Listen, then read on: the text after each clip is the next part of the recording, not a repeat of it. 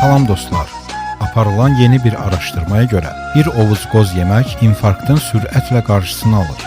Mətbuatda verilən xəbərlərə görə mütəmadi olaraq qoz yemək və ya qoz yağı içmək riski yüksək nisbətdə aşağı salır və sizi infarkta qarşı mütəmadi olaraq qoruyur.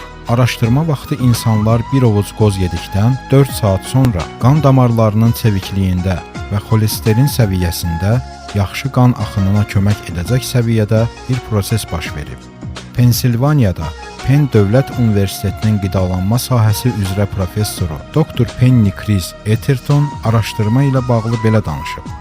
Sadəcə bir ovuc qoz və ya qoz yağını həftədə 4 gün istehlak edərək infarkt riskini ciddi bir şəkildə azalda bilərsiniz. Bu araşdırmada xüsusilə daha sağlam olmağınız üçün hər gün ehtiyacınız olan pay təsdiq olunub. Sadəcə 3 yemək qaşığı 51 qram qoz yağını içsəniz, qan damarlarının vəziyyətini 4 saat ərzində inkişaf etdirmiş olarsınız.